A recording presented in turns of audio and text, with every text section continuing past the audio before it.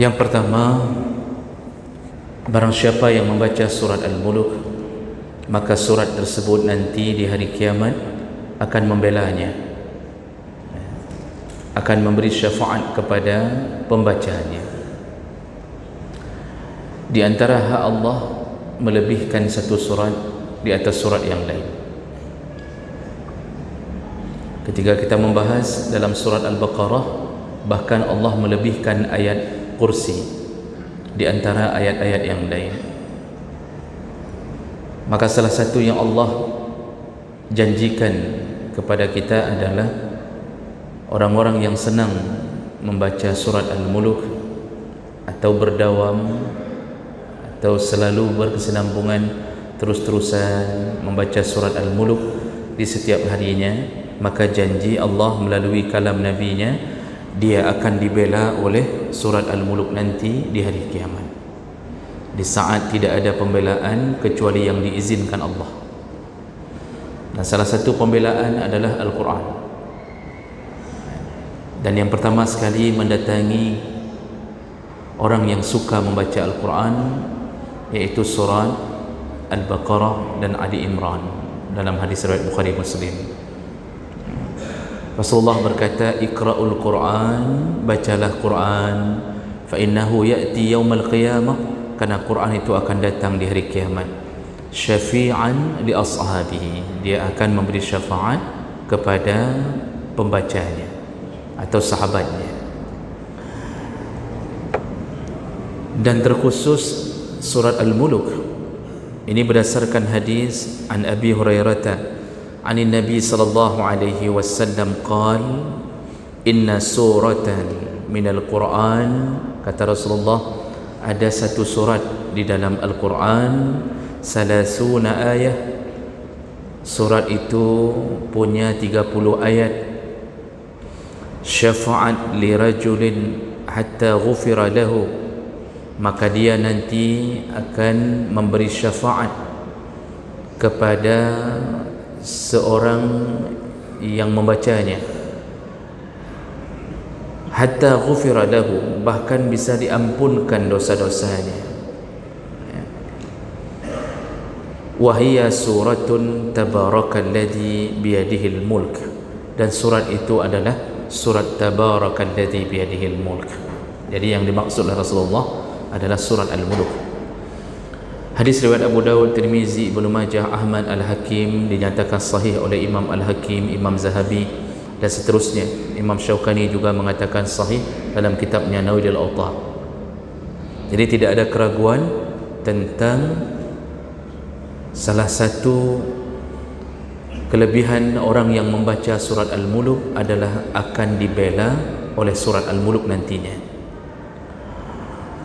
Dan ini dibantu dengan riwayat yang lain dari Anas bin Malik radhiyallahu anhu, qala Rasulullah sallallahu alaihi wasallam, Rasulullah sallallahu alaihi wasallam berkata, suratun minal Quran, ada satu surat dalam Al-Quran, ma hiya illa salasuna ayat, dan surat itu cuma terdiri dari 30 ayat, khasamat an sahibiha hatta adkhalahu jannah wahia tabarak, dan dia akan membela temannya.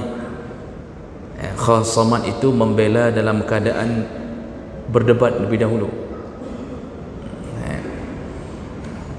Dia akan membela temannya hatta adkhalathul jannah, sampai dia berhasil memasukkan sahabatnya ini ke dalam surga. Wahia tabarak, dan itu adalah surat Tabarak. Itu yang dimaksudlah surat Al-Mulk. Hadis riwayat Tabrani dinyatakan sahih oleh Ibnu Hajar Al-Asqalani dan Imam Al-Hasami. Imam Al-Bani mengatakan hasan. Jemaah mulakan Allah Subhanahu wa taala. Jadi ini adalah sebuah kepastian kita yang sering membaca surat Al-Mulk, maka akan mendapatkan pertolongan Allah. Kita akan dibela oleh surat Al-Mulk, dan cara pembelaannya benar-benar dia berhujjah di hadapan Allah agar anggota tubuh kita yang selalu bersamanya tidak disentuh oleh api neraka. Dan ini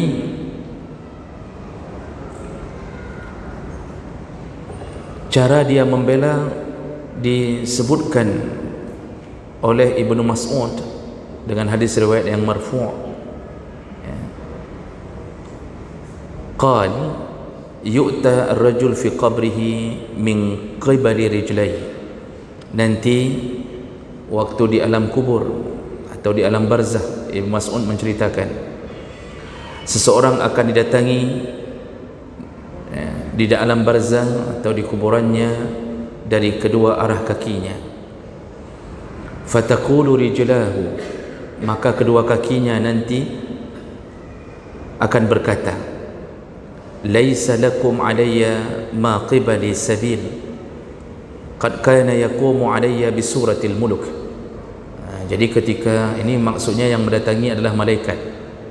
Ketika malaikat mendatangi dari arah kaki, kemudian kaki berbicara dan mengatakan bahawa tidak ada jalan bagi kalian untuk mengujiku, artinya melaluiku. Kenapa? Sebab dia selalu, kaki ini selalu berdiri untuk salat dan membaca surat Al-Muluk. Fayu'ta jawfuh fayaqulu jawfuh, lalu dia, malaikat mendatangi rongga kerongkongannya, lalu kerongkongannya pun berkata, laisa lakum alayya ma qibali sabil, tidak ada jalan kalian untuk mengujiku dari jalan ini. Qad wa'a fi suratil muluk, karena kerongkongan inilah yang selalu dilalui oleh surat Al-Muluk. Qal fatu'ta ra'suh fayaqulu lisanih laisa lakum alayya ma qibali sabil, lalu malaikat mendatangi kepalanya dan ketika itu lisan pun berbicara, dia mengatakan tidak ada jalan untuk mengujiku melalui lisan ini. Qad kana yaqumu fiyya bi suratil muluk, karena lisan ini selalu dalam keadaan membaca surat Al-Muluk. Jemaah melakukan Allah Subhanahu wa taala. Kemudian Ibnu Mas'ud mengatakan hiyal mani'ah, inilah surat Al-Mani'ah, itu surat yang bisa mencegah. Apa yang dicegah? Dari ujian dalam kuburan. Nah, itu fadilah yang kedua nantinya. Jadi jemaah melakukan Allah, hadis ini diriwayatkan oleh Ibnu Marduwai dan Imam At-Tabrani dengan sanad yang jayyid. Jemaah melakukan Allah, jadi benar-benar dia datang, dia nanti membela jangan sampai satu anggota pun tersentuh untuk dimasukkan ke dalam neraka. Makanya Rasulullah mengatakan dia terus-terusan khasamat, berhujjah di hadapan Allah sampai tubuh ini dimasukkan ke dalam surga. Nah, ini yang perlu dipahami bahawa ini semua dalam ilmu Allah. Jadi Nabi menceritakan ini, Allah sebenarnya ingin mengatakan bahawa yang baca surat Al-Muluk akan selamat dari siksa neraka. Bukan bermakna nanti Allah akan berhujjah dengan orang ini. Jadi bukan bermakna Allah belum tahu kejadiannya apa, ternyata nanti Allah kalah atau malaikat Allah kalah berhujjah dengan surat Al-Muluk. Bukan begitu ceritanya. Allah sudah tahu jalan cerita ini, Allah yang memberitahu kita. Maksudnya yang baca surat Al-Muluk selamat karena diberi syafaat oleh surat Al-Muluk. Masalah berhujjah itu hanya jembatan untuk meyakinkan orang yang membacanya. Begitulah hebatnya surat Al-Muluk memberi syafaat kepada pembacanya. Jadi jangan bayangkan nanti kita akan berdebat-debat panjang dengan malaikat. Nanti mungkin malaikatnya akan mengatakan, mana ada, kan enggak tiap malam kamu baca, kamu sering di kedai kopi, cuma malam-malam tertentu saja, nyanpihkah kau baca, tengen ke, hanya dengan HP sebentar, sambung lagi, mana ada, enggak betul begitu, lalu dibela lagi, enggak begitu ceritanya. Ini hanya bahasa ingin menggambarkan begitu hebatnya dan dahsyatnya syafaat orang-orang yang membaca surat Al-Muluk, dan itu adalah pembelaan yang diizinkan Allah. Salat dan puasa dalam satu hadis datang menghadap Allah di hari kiamat. Lalu salat berkata, ya Rabbi, wahai Tuhanku, gara-gara aku, disebabkan aku, dia tidak tidur malam hanya untuk mendirikanku. Artinya orang yang sering salat malam dibela oleh salat itu. Berkata puasa, ya Allah, disebabkan aku, karena aku, orang ini menahan lapar dan haus. Lalu kedua-duanya meminta kepada Allah, fasyafi'ni fi, ya Allah, izinkanlah aku untuk membelanya. Jadi semua dengan izin Allah. Tapi yang mau dicerita, izin itu pasti terjadi karena Allah tidak mungkin melanggar janji. Fasyafa'ani lah. Nabi kemudian menyatakan Allah berikan izin kepada salat dan puasa untuk memberi syafaat. Nah, ini skenario ini bukan disusun kemudian, tapi memang sudah di dalam ilmu Allah. Yang mau dibilang apa? Yang sering salat, baik salat fardu memang wajib. Yang sering salat sunnah, lalu sering berpuasa sunnah, kalau puasa wajib memang wajib, maka nanti lihatlah, yakinlah, ainul yakin, sebenar-benarnya yakin, sampai mencapai haqqul yakin. Setelah ainul mencapai haqqul yakin, lihatlah bagaimana mereka membela kita. Jadi jemaah maka Allah Subhanahu wa taala, dalam fadilah pertama ini hendaknya kita mengambil pelajaran, sering-seringlah membaca surat Al-Muluk. Bahasa Nabi tadi itu bahasanya khasaman ala sahibiha. Surat Al-Muluk itu berhujjah kepada sahabatnya. Yang namanya sahabat yang selalu bersama, itu sahabat. Sahabat itu lebih dari bahasa Indonesia saja. Sahabat itu lebih daripada teman biasa. Kita memakai kalimat bersahabat itu lebih daripada berteman biasa.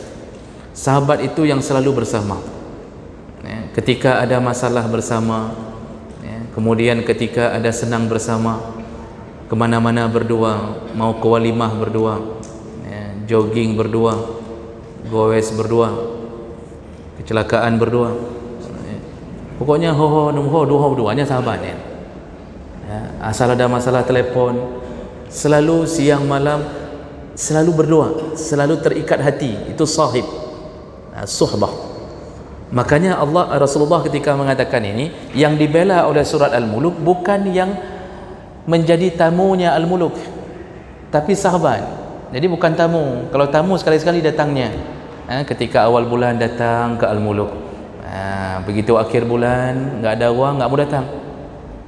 Atau sebaliknya, tidak begitu, tapi tiap hari bersama surat Al-Muluk. Makanya ada hadis Nabi, walaupun hadis itu khilaf dalam derajatnya, tapi nanti kita bacakan hadis Nabi, Rasulullah selalu membaca surat Al-Muluk dan Alif Lam Mim Tanzil, iaitu As-Sajadah, sebelum tidurnya setiap malam. Maka untuk dibela oleh surat Al-Muluk, biasakan sebelum tidur baca surat Al-Muluk. Ini hadisnya kuat sekali. Bapak Ibu, banyak yang sudah meninggal tiba-tiba. Hari ini salah satu saudara kita pun meninggal, muazzin masjidnya. Muazzin masjid kita, Ustaz Husnuddin, baru saja meninggalkan kita pukul 6 tadi. Semua meninggal satu persatu, tidak peduli umur. Maka jagalah diri. Hendaknya semua kita bersiap-siap untuk salah satu yang membuat kita dibela adalah surat Al-Muluk.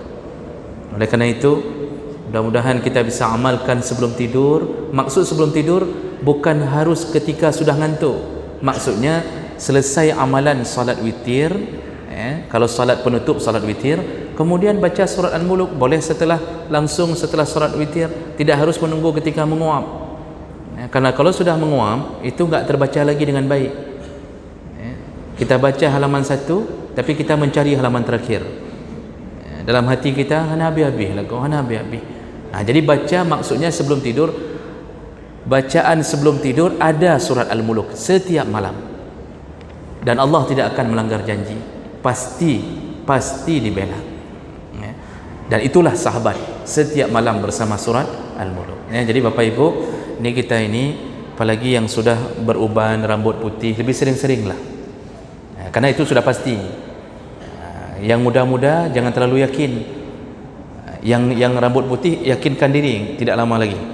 Tapi yang masih muda, yang belum rambut putih, itu jangan terlalu yakin, karena banyak yang dijemput tanpa harus berambut putih. Jadi jemaah melakukan Allah, mudah-mudahan kita bisa amalkan fadilah pertama ini, yaitu mendawamkan surat Al-Muluk setiap hari sebelum tidur, seperti amalan Rasulullah. Fadilah yang kedua, dia punya dua fadilah berdasarkan hadis-hadis yang kuat. Fadilah kedua dari surat Al-Muluk adalah barang siapa yang mengamalkan, membaca, mengamalkan, menjadikannya sebagai amalan atau menghafalnya, maka dijamin akan dihindarkan oleh Allah dari siksa kubur. Dijamin akan dihindarkan oleh Allah dari siksa kubur. Di antara dalil-dalil yang menyebutkan tentang dijamin dihindarkan dari siksa kubur, yaitu beberapa hadis Nabi sallallahu alaihi wasallam. Di antaranya, ini hadisnya lumayan panjang Pak, saya bacakan terjemahannya. Dari Ibnu Abbas radhiyallahu anhu, dia berkata, sebahagian sahabat Nabi sallallahu alaihi wasallam membuat kemah di atas pemakaman. Artinya mereka tidak tahu bahwa itu bekas kuburan. Dalam sebuah perjalanan mereka singgah lalu membuat kemah di tengah perjalanan, tapi mereka tidak tahu bahwa itu area kuburan. Nah, kemudian tiba-tiba ada seseorang di antara mereka, yaitu sahabat-sahabat yang sedang singgah itu, ada di antara mereka yang membaca surat Al-Muluk, Tabarakalladzi biyadihil mulk, sampai selesai. Kemudian dia datang kepada Nabi SAW dan berkata, wahai Rasulullah, sesungguhnya aku membuat kemahku di atas kuburan, dan aku tidak tahu bahwa itu adalah kuburan. Kemudian di antara kami ada yang membaca surat Al-Muluk sampai selesai. Lalu Rasulullah SAW berkata, hiyal mani'ah, hiyal munjiyah, tunjihi min azabil qabr. Kemudian situlah Rasulullah berkata, surat Al-Muluk itu adalah penghalang, surat Al-Muluk itu adalah penyelamat, dan dia bisa menyelamatkan dari siksa kubur. Hadis riwayat Tirmizi. Dengan jalur ini hadis dalam derajat hasan gharib. Tapi walaupun begitu ada yang mengatakan hadis ini dhaif. Jadi masih khilaf di antara ulama. Jemaah melakukan Allah, bahasa Nabi tegas menyatakan surat Al-Muluk adalah penyelamat dari azab kubur. Dalam riwayat yang lain, Rasulullah sallallahu alaihi wasallam diceritakan oleh Az-Zubair dari Jabir bin Abdullah. Rasulullah diceritakan oleh sahabat kebiasaan Nabi, yaitu Rasulullah sallallahu alaihi wasallam tidak tidur, kana la yanam hatta yaqra alif lam mim tanzil wa tabarakalladzi biyadihil mulk. Jadi Rasulullah selalu membaca surat Al-Muluk dan As-Sajdah di setiap malam sebelum tidurnya. Ini menunjukkan bahawa Rasulullah mengamalkan amalan ini untuk mengajarkan umatnya. Dalam hadis yang lain dari Abdullah bin Mas'ud,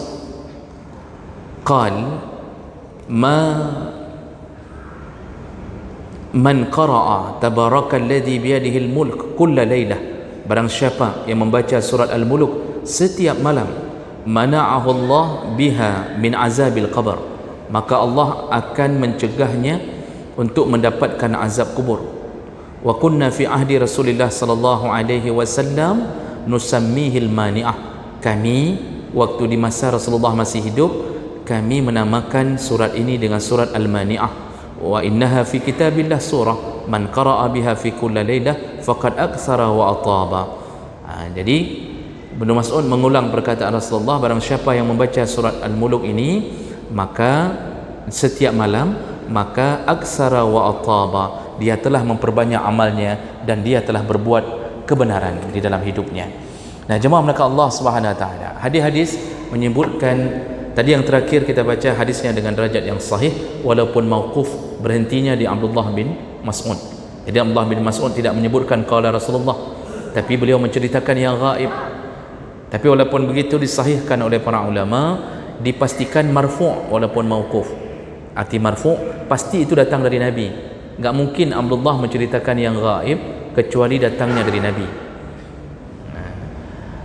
Jemaah maka Allah, perkara ini pertama ingin ditegaskan melalui hadis ini adanya azab kubur. Ada sebahagian kelompok mengingkari adanya azab kubur dengan alasan mana mungkin diazab kubur sedangkan kita belum divonis, belum sampai ke yaumul hisab kok sudah disiksa duluan. Jadi berusaha berfikir seperti dunia tidak disiksa dulu, tidak dipenjara dulu sampai keluar vonis di pengadilan contoh. Jadi mengira bahwa kita harus divonis dulu baru dapat siksa. Mana mungkin azab kubur duluan nanti baru divonis. Ini alasan utama mereka yang mengingkari azab kubur. Padahal dalil-dalil tentang adanya azab kubur banyak sekali melalui ayat-ayat dan hadis-hadis Nabi sallallahu alaihi wasallam. Rasulullah sallallahu alaihi wasallam ketika melewati dua kuburan lalu kudanya meringkik terperanjat dan Rasulullah sallallahu alaihi wasallam ditanya oleh sahabat, kenapa dengan kudamu? Rasulullah mengatakan dia mendengarkan azab kubur dari dua kuburan ini. Apa amalan orang yang mendapatkan azab kubur ini? Kata Rasulullah, yang pertama, la yastanzihu minal baul. Kuburan pertama diisi oleh orang yang tidak bersuci dengan baik ketika selesai kencing. Jadi habis kencing tidak bersuci dengan baik. Oleh kerana itu Bapak Ibu maka Allah, hati-hati dengan taharahnya kita. Hati-hati dengan ceboknya kita. Kita kadang-kadang kencing celana tidak angkat tinggi-tinggi sehingga percikan kencing naik kembali ke celana, tapi kita tidak berusaha untuk memperhatikannya. Jadi kita meremehkannya. Lalu kita salat, padahal dipastikan salat itu tidak sah, salat itu batal. Ada orang yang bahkan tidak cebok kencing. Ada orang yang kadang-kadang terlalu yakin sehingga tidak melakukan adab-adab ketika kencing. Bagi laki-laki dan perempuan, itu salah satu adab untuk menghabiskan kencingnya, tetesan kencing adalah melakukan tanahnuh. Dalam kitab disebutkan tanahnuh, ya tanahna. Bagaimana itu bentuknya? Berdeham-deham. Jadi ketika kencing itu disuruh deham-deham. Ya. Begitu. Nanti disahut sama orang samping. Gitu. Akhirnya satu WC sambung-sambung. Itu berarti kencing semuanya. Dan semuanya beradab. Juga disuruh urut-urut. Ini enggak perlu kita perpanjang, penting disuruh urut-urut setelah kencing. Itu begitu sampai kita yakin tetesan terakhir telah jatuh. Begitu seharusnya. Dan kencing, posisi kencing terbaik adalah dengan cara jongkok, paha kanan diangkat, paha kiri diluruskan, seperti orang mau start lari. Itu yang diajarkan Nabi sallallahu alaihi wasallam, dan itu yang bisa menekan kandung kemih dengan sempurna. Bagi yang sanggup melakukannya. Yang tidak sanggup seperti kami, itu tidak semampunya. Jongkok lebih utama daripada berdiri. Jongkok lebih utama daripada berdiri. Walaupun begitu, Uzaifah pernah melihat Rasulullah kencing dalam keadaan berdiri, tapi tidak dilakukan sehari-harinya. Jadi penyebab azab kubur itu memang jelas. Nabi mengatakan mereka yang tidak atau mereka yang meremehkan urusan taharah. Saya berulang-ulang mengatakan bahawa dalam WC, kalau tingginya tempat tempat toilet itu tinggi, sedangkan ember, ya, embernya kecil, yang orang ketika cebok dipastikan dia akan muncrat ke dalam ember.